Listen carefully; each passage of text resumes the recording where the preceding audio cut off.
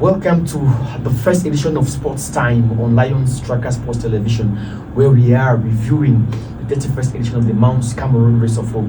With me, Mwambo Edward, and my regular man, Miley Edmond. Miley, good afternoon and welcome to the program. Good afternoon, Mwambo. It's a pleasure starting this new adventure, telling sports stories, telling our stories from our perspective. Cameroonians, Boya people, Africans, in order to be able to engage with our audience out there and live through experiences together with them. The Mount Cameroon race has come and gone. Now, we were on the slopes. We braved the odds. We didn't go as far as the summit, but we were at Upper Farms where we did our bit, Miley Edmond. If someone asked you a question, what was that striking moment for you during this event, what would that be? I mean, the crowds came out this year. In previous editions, people braved the security challenges, but this year it just went off the roof from Moliko, through Bunduma, Sopo, the Governor's Junction. Everywhere we passed, every major junction, you saw a huge crowd that are assembled along the pathway for the race, celebrating, embracing, being part of the experience. I mean, it just brought a lot of energy, and on the race day in the morning, when we saw the images that came in from our correspondents at the stadium, we were marveled to see such a mammoth crowd.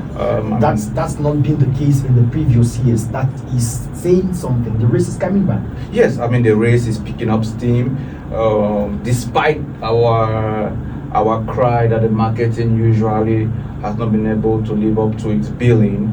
So if you imagine if 10%, 15%, 20% of marketing could be added in order to raise awareness and create anticipation, I mean, there will be no space.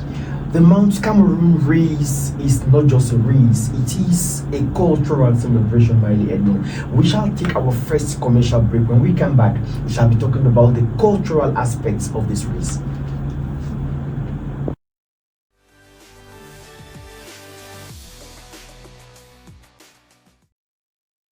Wherever you are watching us in the world, you are tuned to Lions Tracker Sports Television, where we are reviewing the dynamics, the beauty of the Mount Cameroon Race of Hope. We were at the 31st edition, but the race itself began back in 1973. It has produced 27 winners, but we are coming back to the winners. Miley Edmond, the cultural aspect was there. We saw dance groups from all parts of Cameroon, but it was of course crowned by the Malay and the Nganya of the locals. That was the epitome of the event. When these two came in, everyone was taken off their seats. Yes, I mean, it is a cultural blend.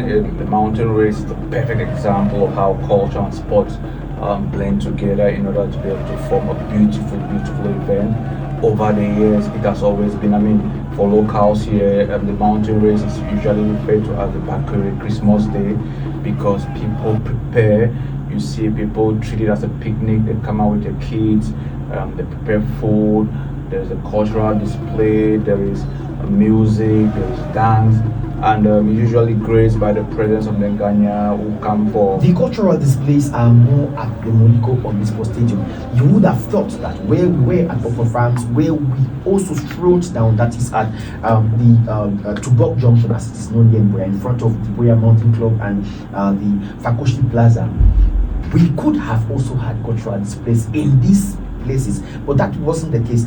How should the organizers tap into the Cameroon's rich cultural diversity and make it a real cultural celebration on every part of the race? I mean, it simply has to be able to do with the organizing committee looking at the hot spots of the race. I mean, if you look at it, you have Checkpoint, which is a hot spot.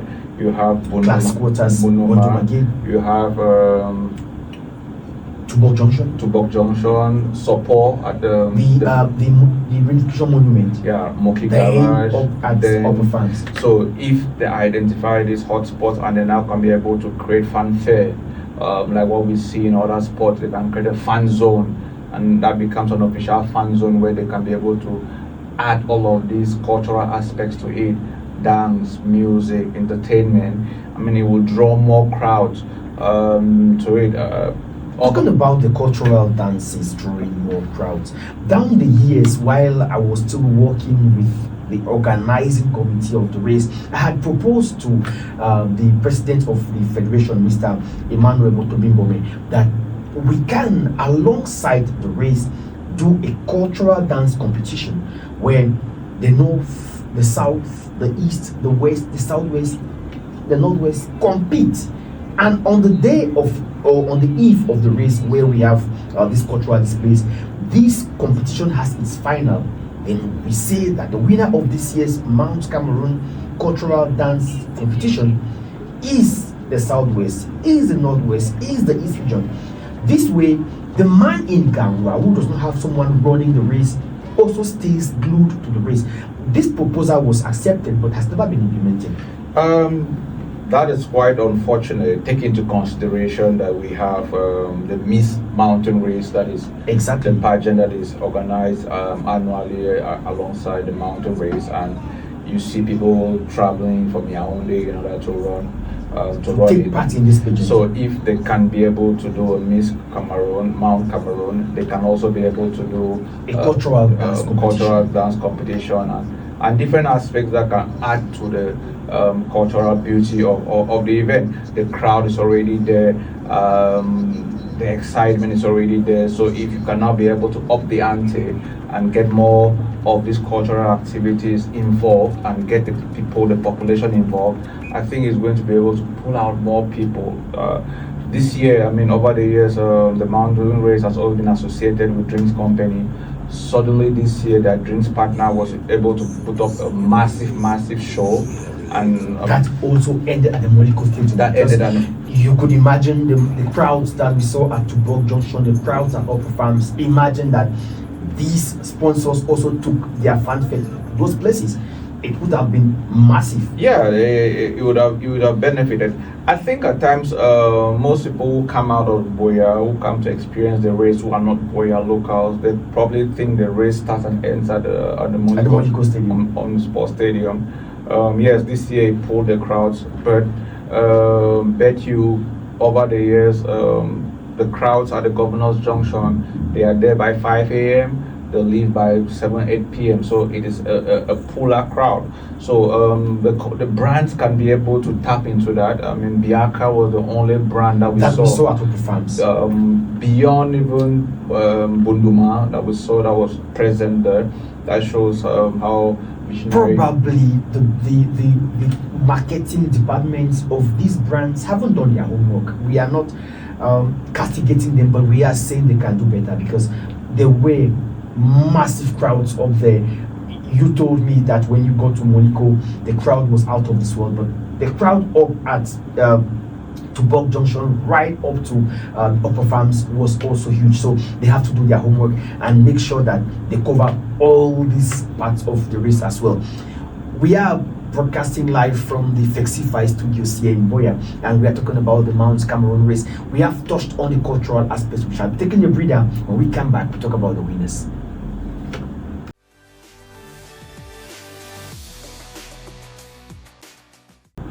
So, Miley Edmond, we are now back into the winners of the event. If you are following us wherever you are in the world, you are on Lion Striker Sports Television, and we are Mwambo Edward and Miley Edmond looking back at the 31st edition of the Mount Cameroon Race of Hope.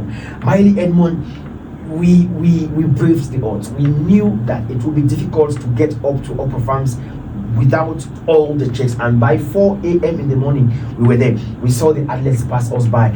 The hopes were high. We had 290 senior male athletes, 69 senior female athletes, and the Northwest once again proved to be the masters of the race. We talked about this before. The Northwesterners came and they dominated head and shoulders. The locals again struggled. But let's look at the winners first. In the veterans category, there was Nyame Roland who came first in the men's race. There was Limogo Richard who came second, and then 2009 winner of the race, Vofo Momo Ernest, finished third. In the women's category, Sarah Liengwe Donge was first. She has won the race, the main race, 7 times. She was followed by Nyanya Takene, and there was 59-year-old Kami Martina who finished first. The locals had a lot to cheer about in this veterans race. There were many local veterans in this race, notably Mola George Jakai. But here again, the locals did not exist in the men's race. Sarah Liangwe Tonga was the only shining point for the locals. She even threatened to run the main race, but she ran the veterans and she came first with a mile. Yes, I mean, she has been the flag bearer for Boya for a very, very long time while she was running the main race, and now that she's into the veteran.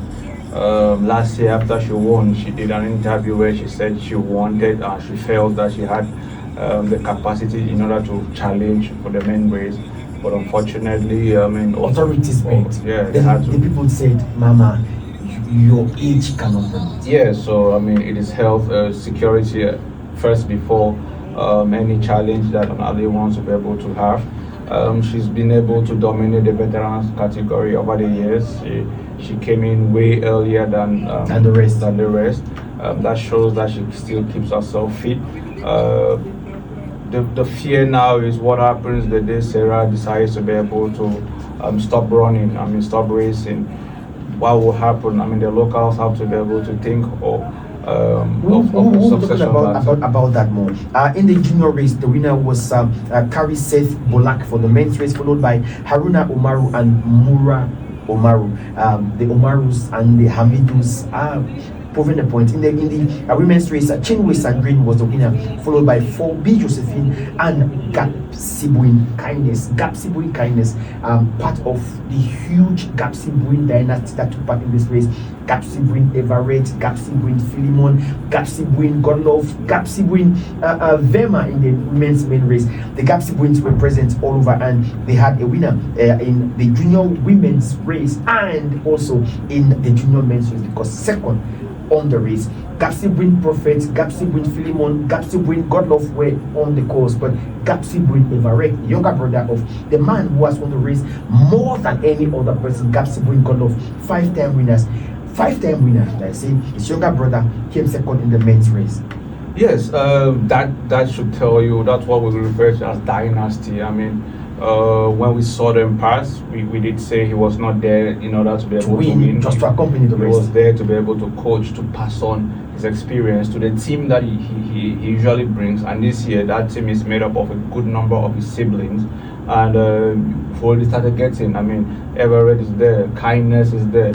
These are future champions of the race because they have access, direct access to one of the greatest athletes that have ever raced the mountain. If not the greatest, arguably, because there is Thomas Takawu, many consider as the king of kings. He won the race 3 times, but he had a massive presence on these hills. He brought this guy, he brought Gapsibuin Godlove. They came through Sheikh Konwitata. We'll be talking about him later on. But this year's winner was Hamadu Ibrahim. He won the race known as Ikuntitewa in Bukwango.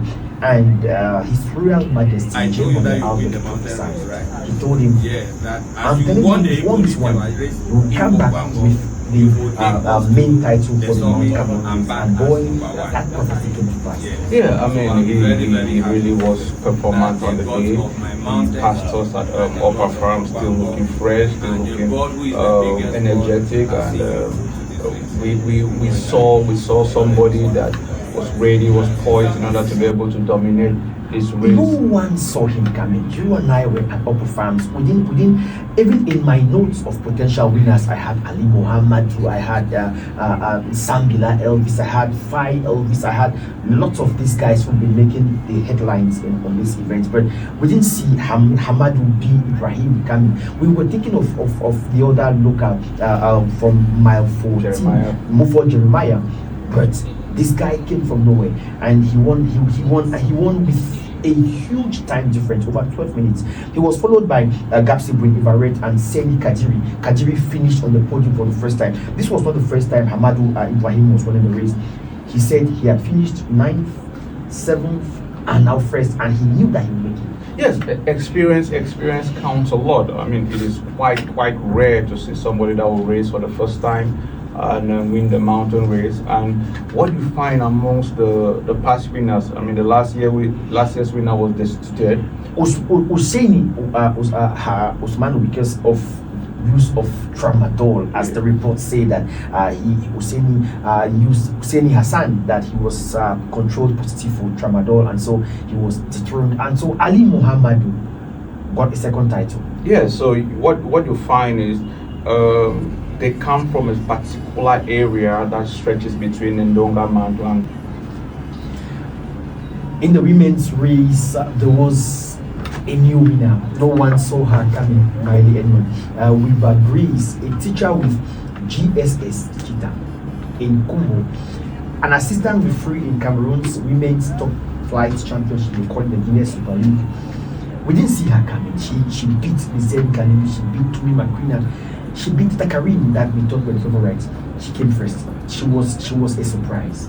Yes, she was a surprise package, but somebody still has experience. Somebody who was ran the race before, and she's already into some sort of athletic part of the lifestyle, being an assistant referee at the Guinness Super League. I mean, it exposes her to constant fitness, and she also ran very, very well, taking into consideration that she came in among the top 20 in the entire race, something that has not happened for a very long time. Sarai Tonge once finished 15th. So that shows how performant. I was following her post race interview where she said she took out 3 months in order to actually train and prepare herself for the race. We're thinking Galim Lizard or the returning Tata Karin to be the challengers. Unfortunately, they did not. They were both overpowered by Weber Grace, who ran a very, very strategic race, who came down looking very, very fit, controlled everything from start to finish, and she also looks like somebody that can be the one to watch a name for the future, right? If her other activities do permit. I mean, you start thinking what priorities will she have if she's one day called to officiate at the Champions League with CAF. And then there is the Mountain Cameroon. So wow. There is 10 million francs to win in 4 hours at the Mount Cameroon race. While the refereeing might be a little bit tricky. She was followed closely by Njea Sidoni, who was also on the podium in the last race, and then there was 5-time winner Tata Karin, who came in 3rd place to finish the women's podium. Galim wasn't there. She was the hot favorite. Where we were at Upper Farms, we saw the winners go up. Lizette Galim was amongst them, and then Tumi McQueen was also finished on the podium before couldn't shine. There was also Mildred Kitan, who had finished also second in the last race. They were all beaten by this new breed of firing women led by Weber Grace. Again, like I said, no one saw her coming, but she was first. Karin was not there last year because of other reasons. She came back this time and she finished 3rd. Yes, I mean, it shows how talented an athlete she is. She took up some time in order to be able to start her race as a child, and to have been able to come back and go through the training and endure what the mountain throws at her and still finish 3rd. That is quite impressive. It means in next year or in a couple of years' time, she will be back in peak form, and I mean, she will now be able to want to dominate again. But the good thing with the female side of the race is we have the big names that are still around. We're talking about Galim Lizette, multiple time winners. 3 times winner. We have Tata Karin, multiple time winner. Weber is coming into the race. Kita Mildred has appeared on the podium a couple of times. So the race in the women's section, it's more, we have the power names, so usually more exciting, as opposed to the men's race where you cannot actually be able to predict. Yes, we have the Sambila. With the Mboro hegemony now being established at the race, Elvis Sambila was there, Fire Elvis was there, and the race, but the Mboros have taken the race by a scuffle of its neck. Look at from the junior category to the women's race to the men's race. The Mboro women are yet to impose, but in the men's race, it is a Mboro affair. You and I counted them on the straight line, like the first 16 athletes were all from Mboro. And I was recounting the story that I got from Sheikh Komita, who told me that the Mboros were living isolated alongside the people from Bowie and Dongamantu, because that's where they too are. But from the moment they opened up and joined the community life in Dongamantu and in Bowie division, they joined also in the training for the Mount Cameroon Race of Hope, and he was telling me that in the next 5-6 years it will be a moral affair, because they are, first of all, naturally endowed. They can do more than a regular man from Kumbo will do, from Kambe can do, from Ndu can do, because they are a nomadic people, and in their lifestyle they are better placed to excel more on the mountain race, and that is proving to be true. Yes, based on culture, based on lifestyle, they live at higher altitudes. When you live at a higher altitude, it means that you use less oxygen for every ounce of blood that flows through your body. That automatically gives you an altitude advantage. So they are less tired when they come here and they're running. They get less tired because their system is already adapted to anaerobic respiration. That is already an advantage. By eating habits, they eat very, very little or very, very less fatty foods, although we tend to know that they deal a lot with cattle, but they eat a lot of less fatty foods. That also enables them to be well fit. For the women, we might think that religiously they have not yet been allowed, especially the younger girls, to start Doing training with the guys, going up and down.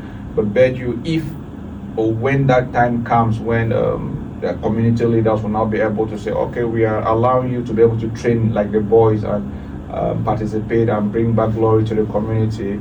I mean, they will sweep it. The top 10, top 20, there are like 10, 15, 20 of them. And there's this aspect amongst them, looks like there's a positive collaboration, not competition. So there's this aspect whereby if this person wins, the other person wants to win, the other person wants to win.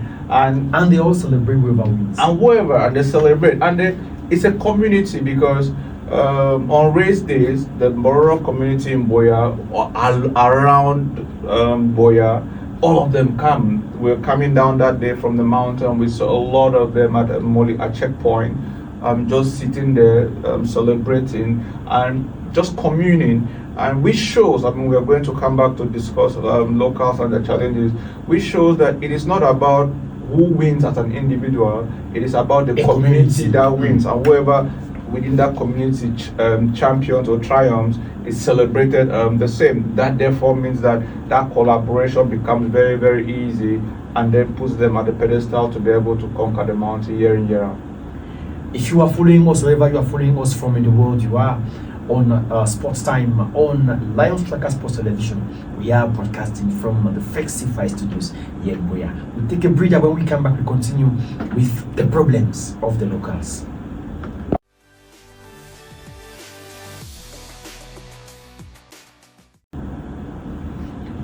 The mountain race Maili Edmond began in 1973, and the winner was John Ekemamwanwo.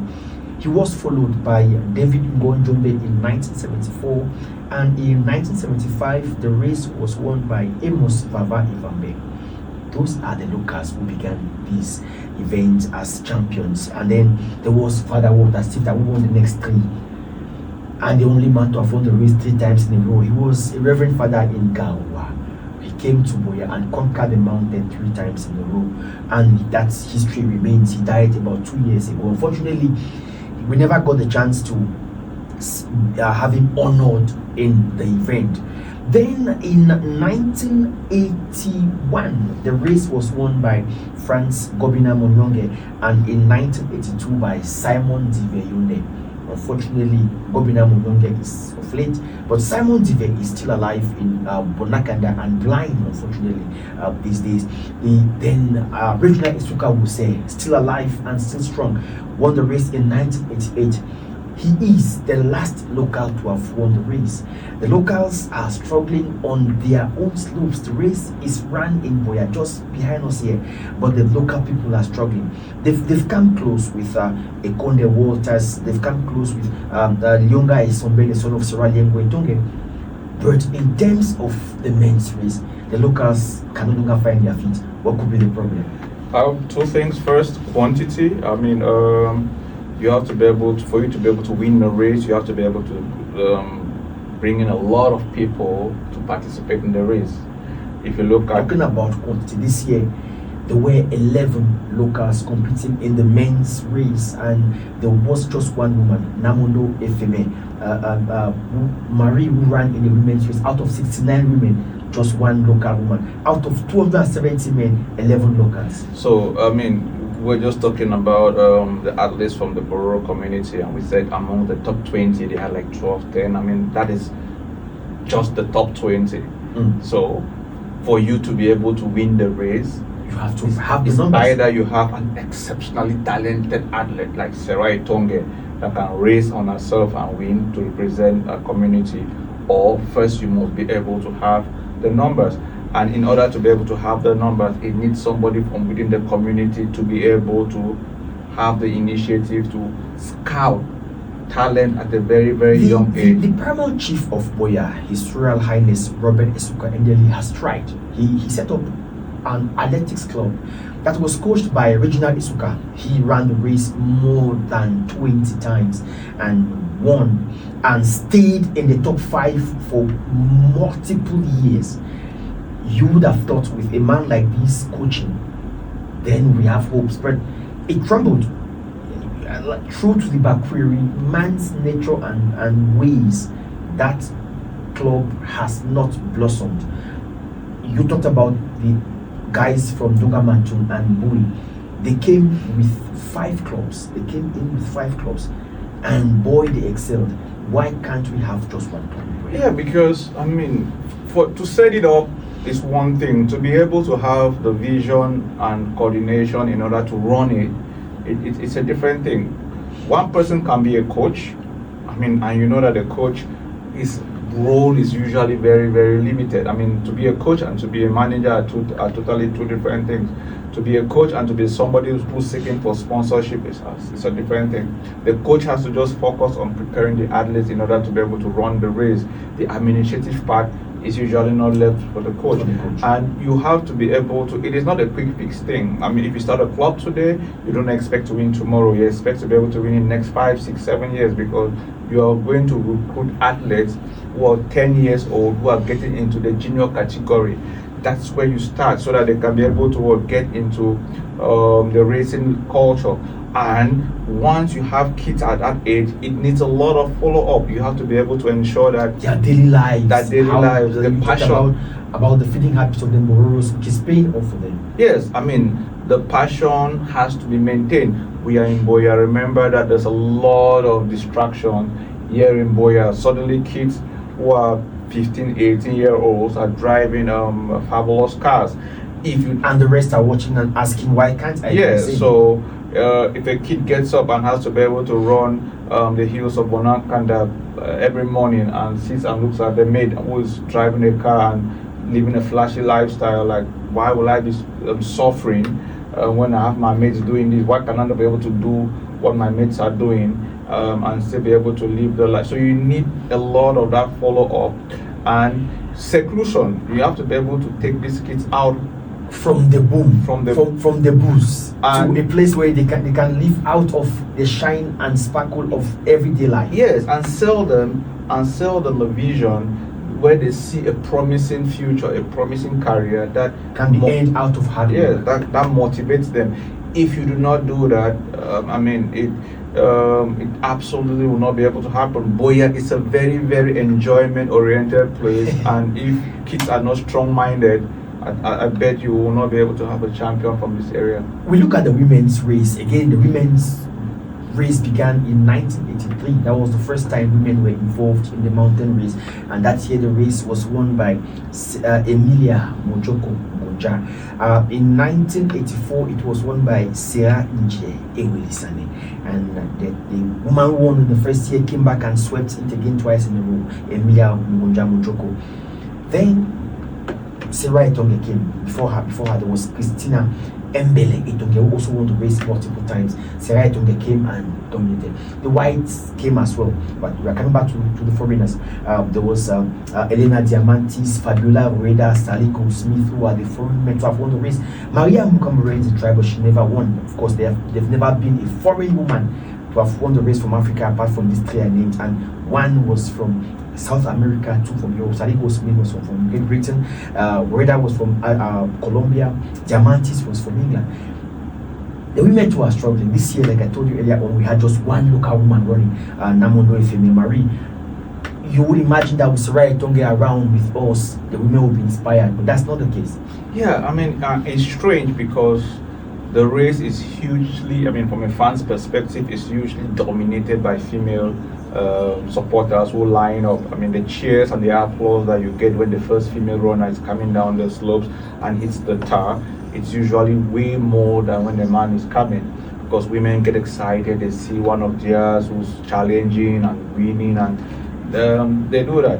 You would have thought that that excitement that Sarah brought a couple of years ago, I mean, when Sarah ran, might or should have inspired. Yeah, should have been able to inspire a child, inspire a mother who will now be able to say, I want my daughter to be able to be like Sarah Tonge and get into this sport. However, again, it has to be some sort of perceptual thing where people do not see it as something glamorous. We might want to, or they don't see it as something promising, something rewarding.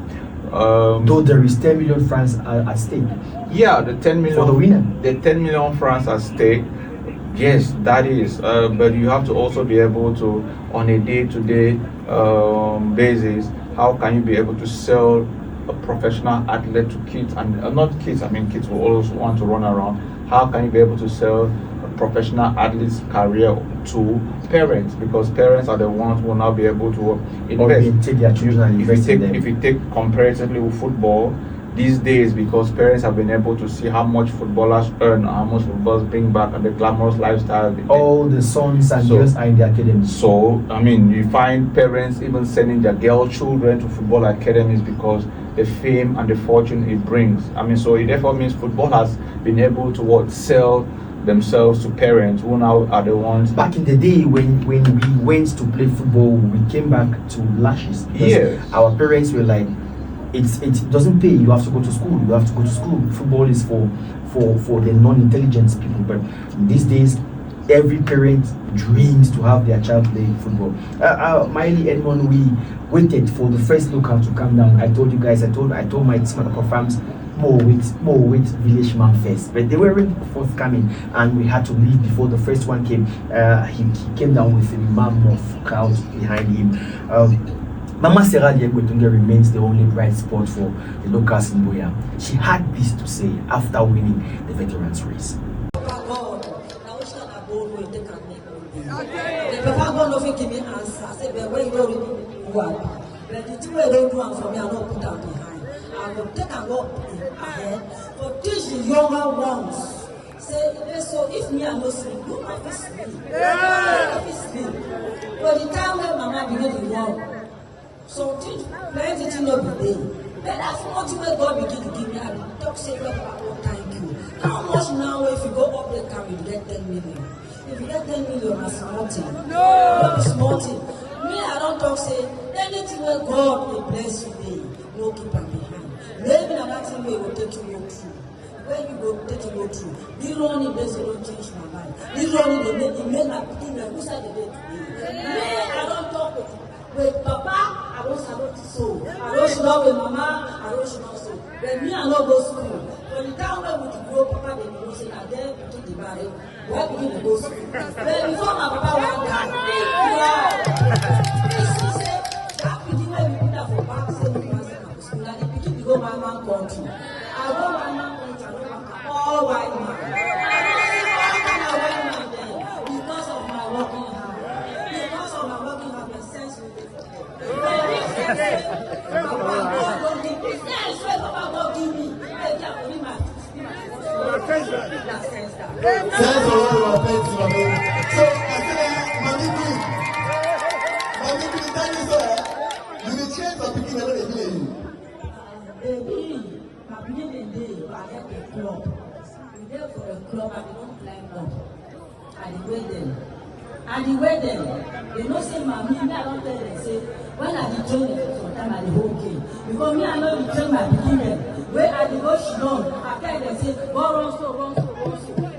go so go she don't go. But when I dey for your back, you know say that the place I should don't so me, I mean that me tell me for you, I think that you must put everything. So that's why I train my beginning. So me, I really thank God for it. I even thank God for the dressing my dress. It's secret. Now they don't carry me there for go for full back and go for back and shop any place I go to the rest of my day.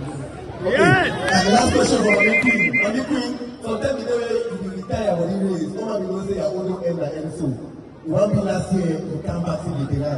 So you go still go again for how long? As God permit me, even I've been about 100 years so God put me. Ladies and gentlemen, put your hands together. The Queen of the Mountain.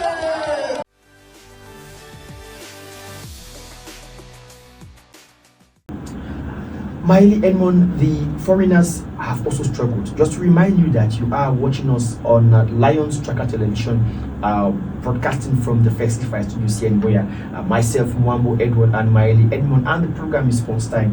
Miley, what has Tifta set an unprecedented record on this mountain, winning the race 3 times in a row, 76, 77 and 78. Then the others came after him. Mike Short was the next white man to reign supreme. He won the race in 1985, 1984 and 1985. And Isuka tells me that, Regina Isuka tells me that Mike Short taught them how to climb the mountain without using sticks, because back in their years it was rudimentary. You had to have a stick to go up. When Mike Short came, he brought technology. He taught them how to stand, how to place themselves and climb without sticks. He won the race twice before he became the second foreigner to win the race. After him, there was Jack Maitland. Jack Maitland in 1989, that man who won the race, a race that took the mountain race from Boyatown to Moliko, because that race had stories, it had history. In that year, there was David Ngonjome, who won the race in 1974, who got to Upper Farms in 21 minutes.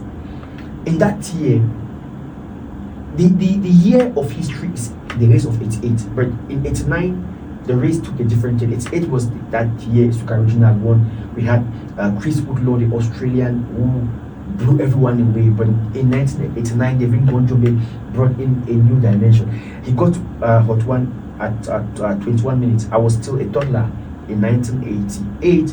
In 1989, and my father took me up to what they call Matumana Kamba, up, far up, not where we stopped. We went far up, further up.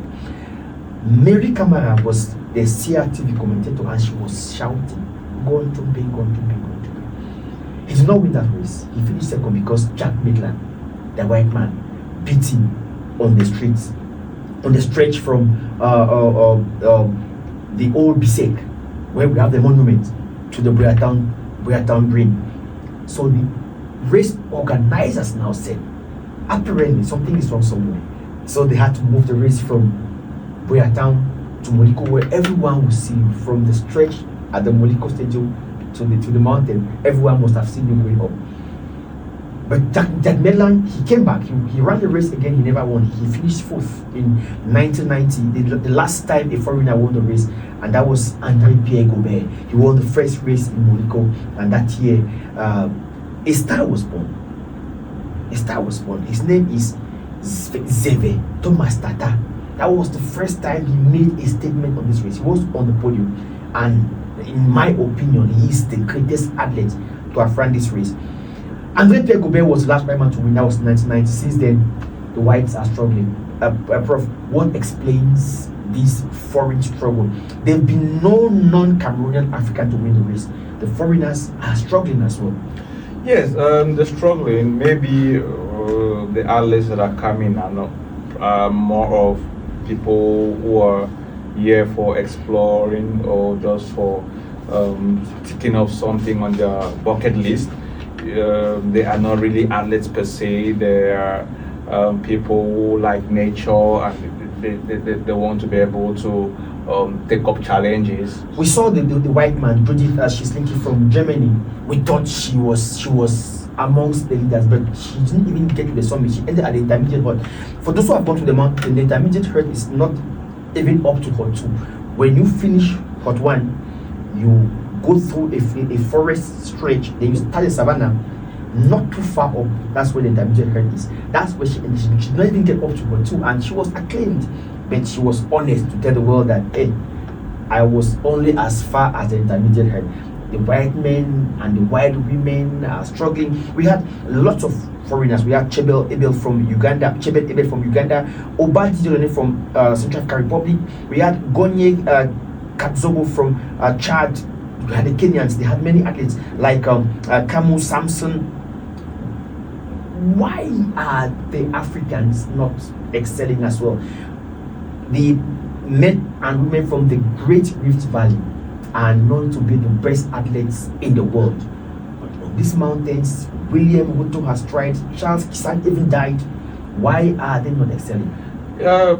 I still think that maybe it's because the race is not marketed to them as it should. Probably if they all knew about it, better ones will come. It would, yes. I mean, if it was marketed as probably the only mountain that is raced across the world, across Africa, it would be able to attract the best athletes from this country. That would now increase the level of competitiveness. So that is one. We had about 7 Kenyans. They even had an athlete in the junior race that ends at 1, but he did not shine as well. It's not as if they are not coming; they are coming. Yes, I mean, you start thinking that you see the vision that they have. First, just the senior athletes were coming, and they realized that, oh, I mean, this is challenging. These are the things, and they now go back and they say, what if what we lack was experience? So if our problem is experience that is limiting us to be able to win, let's be able to bring an athlete at the junior category. I bet you that child or the athlete will now be able to run a couple of races, 2, 3, 4 races, gets that experience of going up the mountain, get the experience of coming to Cameroon, sleeping in our hotels, all of those things, adapting psychologically and culturally to the race, so that on race day, with the experience, with the adaptation, and now with natural talent, bet you in the next 5, 6 years, that the athlete who ran this year from Kenya will now be pushing for the title. That is there is a scientific approach to this race. We got it from the best. Sheikh Onyu won this race 3 times during his prime. He is the brain behind the Northwest domination. He told us that he prepares the training program for the athletes from 3 clubs from Ndongamando and Blue Division. And when Godlove Kapsibwe came to run this race for the first time, he ran and finished in the top 10. He took him out and said, no, it's not yet time for you to run the senior race. Go back to the junior races, which he won a couple of times. And when he came back to the main race, he reigned supreme. He is the man with the most wins, 5. And I'm wondering that the white men, the professional athletes from Kenya, from Uganda, should know these things. But Sheikh Onyu has all that knowledge from just being a worker with CDC. Why is this knowledge not being applied by the rest? Now, the first thing is, like I said earlier, these people are not coming here as a team. I mean, if you see the athletes that come in from this country, they're usually alone. So it means they just get up, they say, okay, I've heard about the mountain race, maybe let me go and have a try. Let me go and have a try, let me go and have an adventure, let me go and tick something off my list. So they come here alone. I bet you when they will start coming here as a team, it therefore means there will be a physical trainer, there will be a psychologist, there will be nutritionist, there will be a strategist.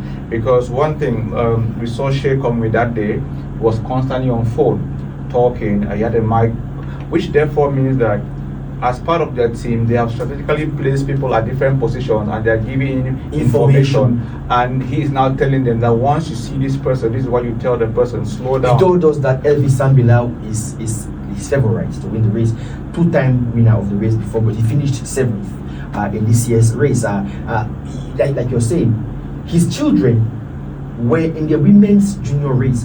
The 3rd and 4th ladies in the women's junior race are his children, and he is saying that they are coming. Yes, I mean, genetically he's been able to pass on the experience he has. He now has to be able to listen to earlier we're talking about the role that parents play in order to be able to recruit children to become athletes in a particular sport. He is already a champion. he now has that influence over the children, just like Gapsobin has the influence over The Capsibri dynasty. the siblings, and they can now be able to follow up on a day-to-day basis and lead these children or these kids onto a path of to become champions.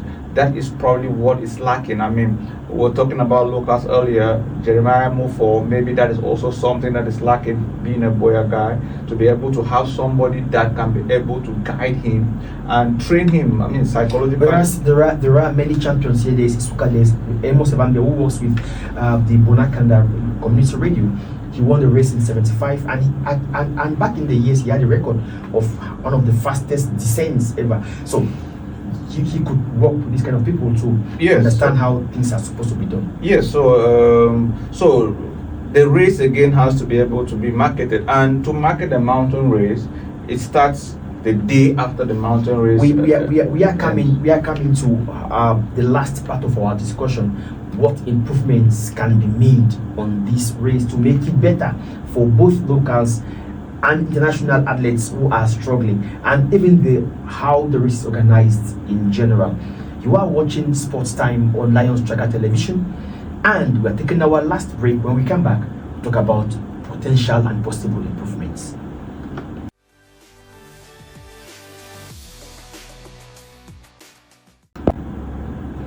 Maeli Edmond, it's a 53-year-old event, the Mount Cameroon race, and you and I, with our marketing eye, keep saying that there is a lot of room for improvement, because what we are seeing is an event that can be amongst the world's top sporting events if properly handled, properly marketed, properly channeled. This event can go places, but it is not the case yet. Yes, I've always said that the mountain race is below its potential by a mile from a marketing perspective. I mean, there's so much more that they can be able to do. They have not been able to tick even just 2% of the marketing potential that the race has. I'll give you another anecdote.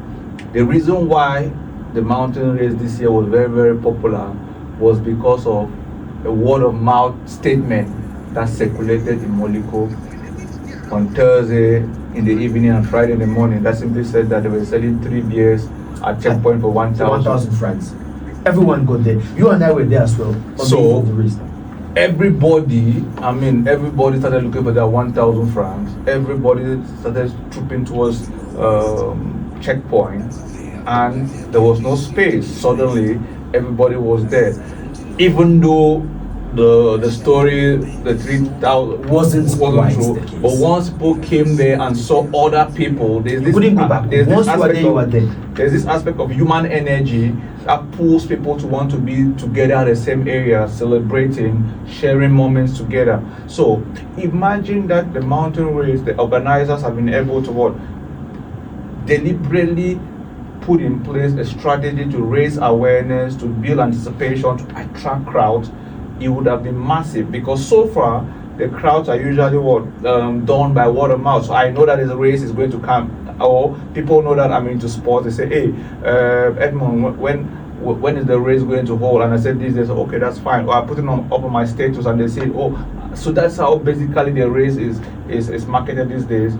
And imagine that. And it's funny because one of the main sponsors, or the main sponsors of this race, are big multinationals with a lot of marketing people in their strong marketing teams that you would have thought that would be able to put in their expertise in order to blow this up in terms of potential. But I think it's way below the potential. Any sporting event that does not have a broadcasting partner can never be international, because the mountain race remains local because it is broadcasted by who can broadcast. The day those who are in charge learn that this event can be sold to a broadcaster, that broadcaster will bring in the required expertise that such an event needs to be properly marketed. The mountain race is sounds and color. It is tradition, it is culture. The people came out in their numbers. A man from the northwest, in Amadou bin Ibrahim got to Hot 1, Hot 2, Hot 3, and the summit first, and came down back to the Monaco Stadium in first place. That was only done back in 1990 by the white man from Switzerland, André Pierre Goubert. History was made, Boya vibrated, but like Miley Edmond says, there is room for improvement. We shall come back to conclude the program.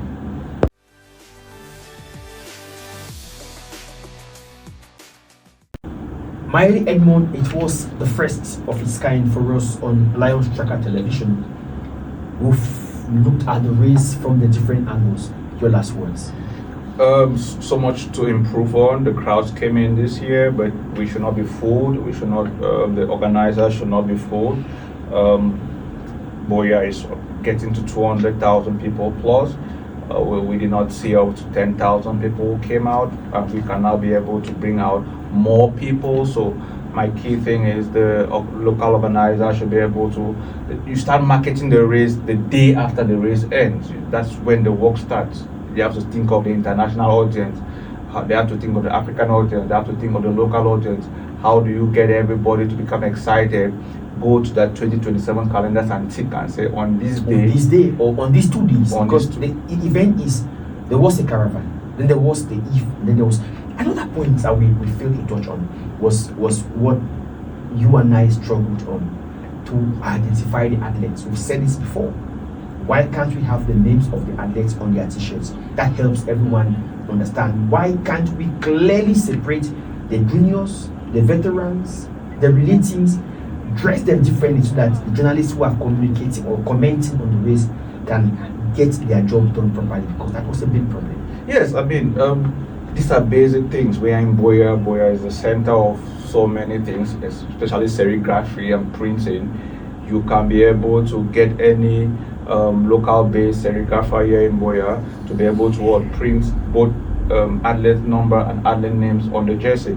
And you separate the colors, so you might say senior men, senior race is yellow, relays red, juniors green, veterans white, so Perfect. that whenever somebody sees an athlete coming, even not just on the media, even the spectators, they now know that this person, it increases the race experience and makes it more enjoyable and more livable.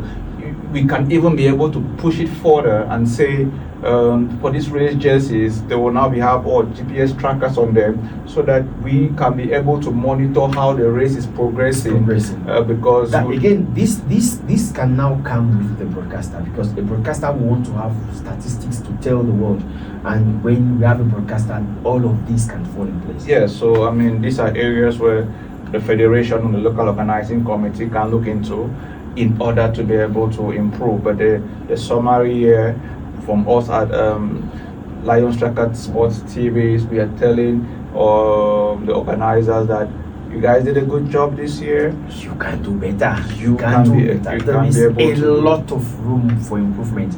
We want to thank our technical team led by Fon Lovett, and of course the technical team of the Flexify Studios. And you call her our producer, Miss Abostella. We've gone through the program. I've been Wambo Edward and Miley Edmond saying thank you for watching. We shall be back. This has come to stay. Until next time, bye from us.